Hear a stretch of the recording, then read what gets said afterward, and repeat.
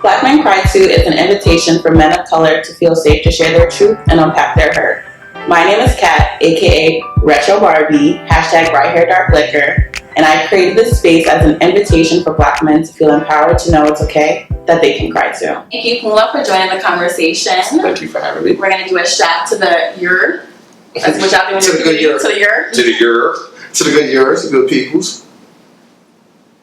So I wanted to have the both of you here to have this conversation, being that you both grew up in Harlem, Harlem guys. I just wanted to know, what was your experience and how has that impacted you as a Black man in America? I guess one is just, it's weird because, I was talking about this recently with somebody, but Black males in Harlem back in the day, they used to sell drugs or whatever they were doing. And their main focus while they did everything was for what? Their family. And it kind of bugs you out because people will always think you did that just to do whatever, but don't realize it was to provide, and that kind of mindset kind of has me with the mindset that I do everything for my family. It's weird. It was funny, the drug dealers were the big homies in the block, back then. Of course they were selling drugs, it wasn't illicit illegal things, but then we had carnivals and black parties, and they paid for everything. Right. So there was a sense of doing right within the wrong. Right. And if the icy lady pulled up, all the kids on the block made sure, they got icy because the homie was going to pay for everything. Yeah, get the ice cream truck, a couple hundred head, whatever they want. It was community. Everybody got to eat. Everybody eats beef. It's not like that no more, but it definitely used to be like that. And do you think the drug culture went hand in hand with the gang culture in Harlem when you guys were growing up? No, actually not. Because I think that people, it's so funny, especially with white media, they always be the gangbangers, you know what I mean? And it's gang culture, drug dealers is two totally different goddamn things, you know what I mean? Just because everything's illegal doesn't really mean they're the same. Right. A jacker may not know how to sell drugs. A person who sells drugs may not have the type of heart that a jacker does. It's two different levels of it that a lot of people really don't. There's levels to this. Yeah, I know it sounds crazy, but it's real life though. I know these people for real, and they're all different. None of them are the same. You know what I mean? So, word. Yeah. And they were sometimes all friends. It was probably part of the same crew. Yeah. Everybody got their job. Right. But has the gang culture impacted you guys growing up as a Black man in Harlem? Yeah, it taught you how to be a man, low key, because you got to know how to move around. You know what I mean? Stranger danger. Yeah, it was what levels the streets are right when he was in the subway. Right. You know what I'm saying? You got to know throw your hands up. You got to be response time. Yeah. Yeah. You taught you response time. You know what I mean? So now even when I'm with my kids, I pay attention to my response time from being a motherfucker in the hood. Yeah, you see little things, but also you observe more. Easily. But plus knowing these gang members and seeing them, I've come to realize how to network and be cool enough where I don't have to really sell drugs with them. But just enough respect, I can have individual respect. Yeah. And that was important because I feel a lot of people don't know how to move like that. Either it's all or nothing. These gangbangers will let you be you, just don't try to front on them. What I tell a lot of them now is write your stories. And I know it sounds crazy, but what I tell them is that the culture now wants us. They want every level of us, you know what I'm saying? And I'm your stories of you growing up in the hood, being whatever you was, doing whatever you are. Look at Snowfall, look at Atlanta, look at all these little shows. I'm that's us. That's your real life. I'm Black Twitter. Black Twitter. I'm you should write these stories down, and I'm really think about creating content. I'm a lot of them look at me, but when I give them the real motivation, then they look at me again and realize oh shit, but you actually did it. Right. So, I try to motivate them now to get the fuck off the corner and make something, you know what I'm saying? Yeah, now, we're building communities, but it's not immediate. It's not what you see around the corner. We're building communities, through social media. And we're building, communities with different communities, just like-minded people. Yeah. Communities more of a vague topic, a vague idea, more concrete. So that's how we build communities now. Black Twitter. People got businesses and getting money from Black Twitter. Right. solely because they built We a might be a community. Black Twitter. Yeah, we're real friends. Like, me and Black Twitter have a love-hate thing. You know what I mean? It's a love-hate thing with me and Black Twitter. because you're too famous. Like, I'm not That's what out there. Like, I didn't reach We're that. able to be But criticized you know what it more is? than like Yeah, but you know what it is too though? It's because a lot of the ones who do the criticizing, I know them before I became this person, and they know I'm gonna smoke your boots if you say the wrong shit. So a lot of them would be like hesitant, Trolling or they don't even at me. I catch them. like you still tweeted?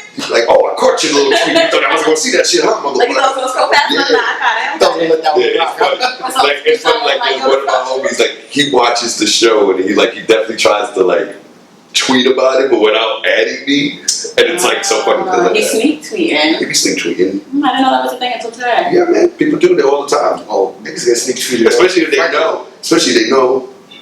Get the boot smoke though. You know what I mean? I be going all the smoke, and I will smoke a boot, but I'm funny in real life because of Harlem. Because that's another Harlem. Because we built like Like we built. Yes. yo, we had to know how to fight or crack jokes. Crack jokes. One of the Real two. niggas do So both. a joke will save your life. Yeah. Okay. Or get you fucked up. Yeah. But you gotta have the jokes though. You know what I'm saying? Like if you don't got jokes, it's gonna be hard for you. Like jokes or fighting is like the perfect anti-bullying campaign. Yeah, but you gotta also be able to take them too. You know what I'm saying? Like that's the thing too. Like builds character and shows strength. Like I know, I'm a skinny little black kid, bro, but I still got wild confidence in myself. Anybody who knows me, I'm extremely confident. My nigga, I was light skinned with a peanut head. Like, Yeah, I these heard. jokes had to fly. Yeah, you had to let it go. Had You had to let it go. I had to let it go. So how has the community helped or hindered your views or your growth as a Black man? Know what? Like looking how people's view of Black men is having a community makes me appreciate my community even more. And seeing like, I know people who sell drugs. They're entrepreneurs legally, but their attitude, they're go and get it. Right. And then like when I was younger, like we were just talking about them building communities, them creating events, them putting everybody together. It was the spirit of it.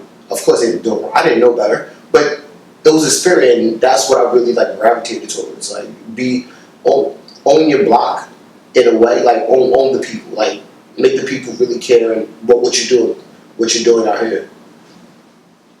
Since you mentioned own the block, Puma, you own a business in the community you grew up in. It's rough. What is the relevance and the importance of owning a business and even building a business in the community that you grew up in? You saw that transition, huh? Yeah. I just let it go, huh? Alright, so the main thing is like my shop is on 135th Street and 7th Avenue. I'm next to 3 schools. Oh, wow. 3. We finally got some kids to be our interns and want to be tattoo artists, which was a really great accomplishment for us. That's cool. And that's one of the main things. I remember being a kid and seeing other people with businesses and stuff like that. So to have them see me. Did you see Black people with Yes. I actually did. You know what I mean? In the Bronx, like maybe not Black, but brown folks. You know what I'm saying? Like they may have not all been Black, but they were brown. You know what I'm saying? And just seeing that, I'm trying to show that. But then I also deal with the stresses of NYPD and then the older generation, because the older generation sometimes don't get what the younger ones are doing. So they give me a headache and love to call cops because, Hillary Clinton told us that we were predators, right? Yeah. So they still call cops on us and shit. And I had to tell them all the time, like, you can take my phone number, you can call me directly, rather than calling a fucking cop to come into my fucking establishment. And I have to deal with that whole shit, and that's maybe probably my hardest thing. Like, I've been arrested for inciting a riot. Inside of your own business? Yeah. It was right around the time of one of the deaths, one of the shootings, and the cops came at the wrong time. Like something happened that had nothing to do with us, but then the cops came and the people just started screaming, "Fuck the police!" And the cop just looked at me. I will never forget it. He looked at me. He said, "Look what you got me dealing with. Take his ID." And when they took my ID, they found a warrant from the Bronx in 1998. And this was how recently? 2017. Okay. But you know what I'm saying? So yeah, And that's why, if you're from the Bronx or ever been arrested in the Bronx, that's how NYPD will always get you. The Bronx, because the Bronx don't use computers. No. So what they'll do is say, This is a real thing. This is a real thing. Mad people have warrant. I still probably have a warrant in But like this, shout out to Caesar from Black Ink. You know, we are cool now. They just arrested him in Brooklyn, told him he had a larceny thing in the Bronx from when he was 4 years old. What? Like, wait, He what? was doing petty larceny You in was the doing Bronx. petty larceny at 4? At 4. Oh, he in the Bronx. Oh, he the big gangster. So that tells you how the Bronx paperwork is. You know what I mean? Khalid Browder, we've also in that story. Mm-hmm. The Bronx will Even always a corner store situation. Right, the Bronx will always get you. So what they'll do is they'll know I own the business, I'm a business person, I'm on TV. They know all that, but some way, somehow, they will figure out a way to say, if you have a warrant for your arrest in the Bronx, because the Bronx probably didn't put some paperwork in. Or you look like a sketch, or you look like a suspect. And that's another part about being in your community and having a business, because you still, like Jay-Z said, you still a nigga. Still nigga. Still, You know what I mean? Yeah. I'm married, kids, on TV, business owner, Still nigga. still nigga. They still rolled up on me, where you going, flashing lights, let me see your ID. I've been in that precinct for 10 hours straight. You know what I'm saying? Like, still nigga. And the problem is you get frustrated and they look at you like you're crazy. I broke down into tears because it's like I was doing something good. I was bringing a bunch of kids together to do something, to be creative, and I'm in a jail cell with handcuffs on. I legit broke down. Who would have thought like that? Like I start the day trying to do something good, end the day locked up. I broke down into like tears. Like only blackness you can start and end your day like that. And that's something that you guys have to wake up with as well. Yeah. I can leave my house today and not return. Yeah. Legit. We have to accept the fact that we could be the example. And it's even scarier, honestly, with me because I'm a public figure. So I fear even more because it's like he could low-key be a fan. I've seen like the most oddest detectives that you would least expect are fans. So we discussed how you feel around police and a little bit of their perceptions of you. In general, how do you feel society views you? Society views me as like some crazy person. I know this for a fact. They think that I'm some really like angry, crazy person, which is like far from the truth. How do you know that for a fact? Because this is what everybody says to me when I'm walking down the street. They say, "Don't do nothing crazy now." I'm looking at them like, I've seen it. think that I'm naturally going to just do something crazy. So, you know, that's people's perception of me. And how do you respond when you're perceived in this way or when people approach you on the street and say that to you? I tell them, what makes you think I'm doing something crazy? And then I just let them know that I'm really a cool, relaxed person, you know what I mean? And explain to them how television sometimes makes people see people, I guess, in a certain way rather than who they actually are.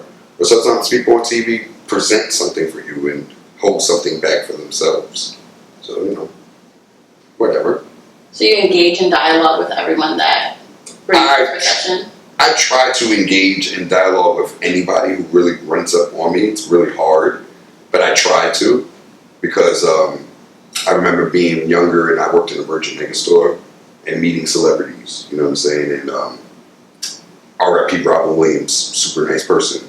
Most deaf, dickhead. Really? I'm actually surprised by that. He had a security guard talking for him to me. He wouldn't speak. Legit. Seen Hate when it's your own people. Yeah. Really Spike Lee, super cool. That's a nice guy. You know what I'm saying? I seen that, and I remember when I was younger, I always said that if I ever became famous, I would be cool with everybody. And it's really hard to do, but I pretty much try pretty good at it. So you had mentioned being on TV and these perceptions of you when people come up to you. How do you take that stereotyping to heart? Like, do you consider changing your appearance? Do you consider changing the way that you speak? Does that ever affect your mindset? It's never been about how I speak. I think that's like one thing people love is, you know, how I speak. But the look thing, I did the look thing on purpose. You know, I think around the time when I started on television, that's like the fake body era started, and everybody was like fake. And I wanted to be some really authentic, real human being, like a real New York City starving artist. This is me, you know what I'm saying? And a lot of people accepted it, a lot of people didn't. But I didn't really care because it's me, you know what I mean? I'm very comfortable with my skin. Like I always say, I'm pretty awesome. So what type of message are you trying to give out to the youth as well as your peers when it comes to your brand, when it comes to your appearance, as well as when it comes to your business? You can do anything. If legit every day, every morning when I drop my child off, the words are, you can do what? Anything. She legit, her favorite song is Nice by Jay-Z and Beyonce. Legit her favorite song. Anybody who's in my space, in my circle, they'll tell you I'm the most motivating person there is. Because I always tell them, if I can do it, you can do it. You know what I'm saying? And it's all about making people believe in themselves. One of my friends said it best to me. Sometimes I see lights in people that they don't see in themselves. So I try to make sure I open that up. You know, some people don't see it. Like, you can do that. So I try to motivate motherfuckers to do it because, shit, who wants to be their own rich friend? Everybody wants to have other rich friends around them and shit. So you motherfuckers better get money. Well, I'm out. I'm trying. I'm trying. You look at me like, oh, Like that, nigga. Hurry up. It's hot out here, but I'm trying. So let's talk about the relationship you had with your father growing up. I did not have a relationship with my father growing up. The one thing I remember, he gave me one of those 50-cent coins. Oh, where's the actual coin? The coin, like the JFK one. No, I didn't. That's the only thing that's the only thing I remember of him. So what's the status of your relationship now? He might be dead for all I know. All I know is his name is Paul. Hence, my name is Paul. So you're a junior? Not really, but kind of. Yeah, we don't have the same last name. Okay. My mom was one of those people. Like, no, he's don't have my last name. She was one of those. I'm gonna be one of those night girls, so I'm with your mom. Yeah, but but don't be, because then that kind of messes up too at the same time. Because see, that's what I saw. Like, that was my father, but what I saw as a kid, I grew up. My mom shipped me away to a family's house, and I grew up in like a suburban black community. In New York State? Rockland County, New York. Okay. Spring Valley. Shout out to everybody in Spring Valley, Rockland County. I was up there for like 5 years of my life. What time frame? What age? 7 to 12. I'm gonna say, 7 to 12. I was up there, and legit the whole block, all black families, married couples, kids, own the house. I used to go hang out at my friend's house. You know what I mean? My family that was up there, married couple, black family, homeowners. So as a kid, I saw this. This is something that while most kids were still in the hood, in the projects, there was a brief moment in my life where I was living in suburbia. And I seen black suburbia. Something that a lot of people never seen before, you know what I mean? Like legit to this day. It exists. If you go to Spring Valley, certain other places, there's whole neighborhoods where all the black families live. You know what I mean? Everybody has their own home. The neighborhood is clean. It's not some hood shit. And I seen that, and that was always I want that. You know what I mean? I want my family to be like my friend's family. You know what I mean? It never was to be like my family. It was to be like these people's family. You know what I mean? So that was always my motivation. That's why I am the father that I am. But I still have problems, I feel, sometimes. You know what I mean? As like a man to your woman, you know, that shit. I'm not perfect. So, you know, it has moments. How would you say growing up in black suburbia as well as growing up without having a relationship with your father has impacted you being a father today? And you're a father of two, correct? Yes, 2 beautiful kids, girl and boy. I don't feel like my father's impact on my life affects how I am a father now, because I never wanted to be like him. I feel like the fathers that I saw, from the regular working suburban father to the super hood drug dealing father in Harlem, they all just had the same MO, which is by any means necessary take care of my kids, you know, and that's how my mindset is, you know, like by any means necessary. If I have to put on a parachute and jump out this window, but I know I'm going to get $1 million for my babies, I'm doing it by any means necessary, you know, so that's just me. Do you think raising a boy is different than raising a girl, and what are the differences that you're facing? being a black father with black children in today's society? I feel like it's so much harder with the girl, but it's just as hard with the boy. I feel like my son is 2 days before me. His birthday is February 11th, mine is February 13th. Aquarius. So I feel like with him, I got it. It's not going to be that hard with him because he's going to have what I did, which is me. But with my little girl, my Tamia, that's like my fear because she's a beautiful little girl. She's a sweetheart. You know, she's never been through no traumas. You know what I mean? Life has been really awesome to her. So I fear for her because life is going to come at her aggressive. And it's like, I don't know when to kick in the traumas. Like, you know, life is fucked up. And I tell her about stuff, but I don't think she doesn't have that life. You know what I mean? She's 7 and life has been great. You know, so. Rainbows, butterflies. Right. Puppy. At 7, I didn't have her life. You know what I'm saying? So I fear for her because I feel like she has it a little too good. That's an interesting point that you bring up that I don't think a lot of us think about. How are you going to teach her the realities of growing up black in America? That part, I feel like, is the easier part of being black in America because I think that she understands already. Like, my daughter's light skinned, you know what I'm saying? But she tells everybody she's brown.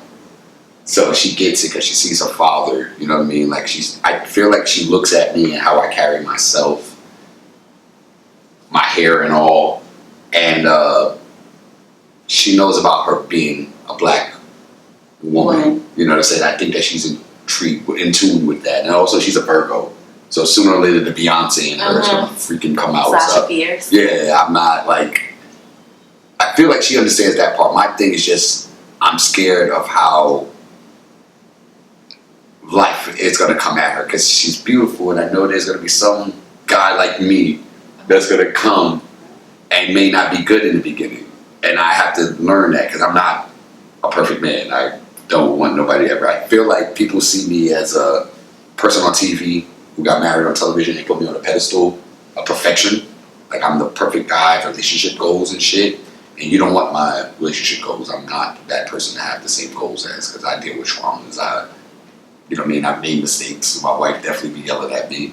So it's like, I just want her to know, my daughter, just to realize, like, it's going to be okay. You know, not all guys are good, but if you find a good one, keep it around, hold on to them. But at the same time, don't rush. Live your life experience. And that's my main thing. I want to teach both my kids is to experience life. You know what I mean? I feel like most of us were taught just to get a job, be regular, rather than actually experiencing and traveling. While you see all these other kids and other cultures who travel the planet before they even consider getting a real job. While us most black kids, as soon as we get out of high school, we're looking for a job because our parents tell us we gotta get the fuck out.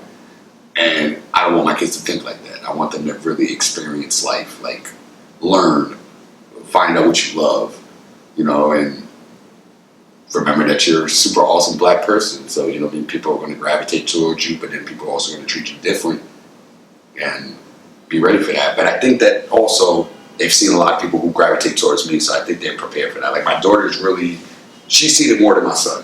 My daughter was born on TV, so she watched everything. So she knows how to, her first question always is, do you know that person? Whenever they come up to you. Whenever they come up to me, that's her first question. Do you know this person? That's all I know. So then she knows how to react. She stays really close to me and moves away. Nice. Yeah, it's because it's kind of weird. Like she's kind of grew up in the new social media fame era. She grew up in it. She's like a prime example of it. Child. Yeah, a product child of it. So that's another part of my fear because what's going to happen when she grows up? All this shit is still going to be excelling with her, basically. And it's out there, you know. So yeah. How are you teaching the both of them to basically grow up like you, being black and authentic? And well, my son's only 7 months, but you know what I mean? My man Ranger, he's only 7 months, so he got time. I just want him to play for right now and go to sleep. Just play and go to sleep. That's it. I think the go to sleep part is probably the main part is to go to sleep. Please, I want to go to sleep. Just go to sleep. But my daughter, I feel like it's not even just, honestly, it's not even just about me, it's about the village, you know what I mean? Like her godmother, Sassy, She's a very earthy, likes to grow her own foods and all that. My daughter grows plants with her godmother. That's so dope. I have other people I can send her to. My aunt, you know, she's a Buddhist. It's not just me. So it takes the village. So it's about all of us coming together to help. Getting different elements of different Yeah, yeah. That what helps because she's a female, you know what I mean? But so much I can tell her that a woman needs to tell her, you know, and that's the things I always say. That's why I have a nice core of women that talk to her. So I think that'll be all right. And they're all black women too on top of that. So it makes it important. Awesome. Yeah, it makes it awesome. Is there anything that you want to leave the good folks with? Definitely keep watching VH1's Black Ink Crew New York every Wednesday 9 p.m. VH1, shout out to them good people over there. Art to Ink Studios in Harlem, 135th Street and 7th Avenue, Harlem, USA.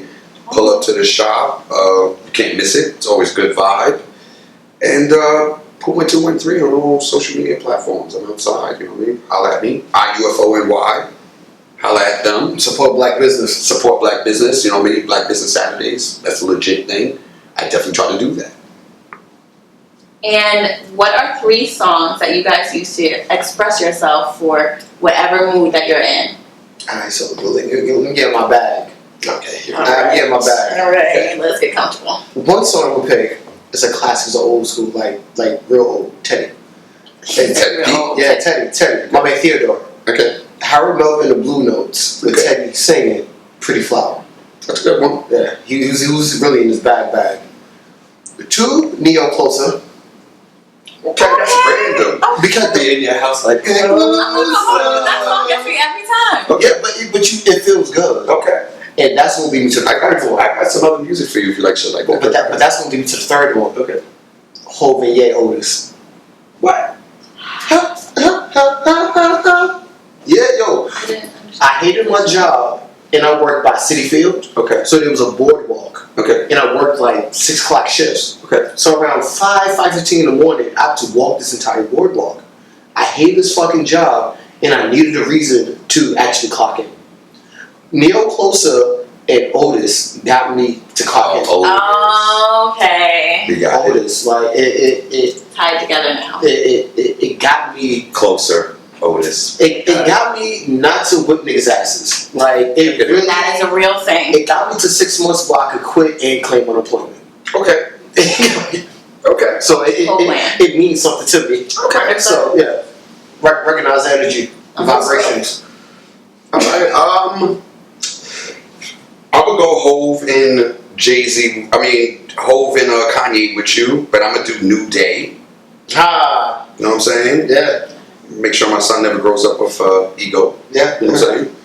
I'm gonna do Nice by Jay-Z and Beyonce because that's my daughter's song, and she really likes that song a lot. And I'm gonna do Sending My Love, Jeanne.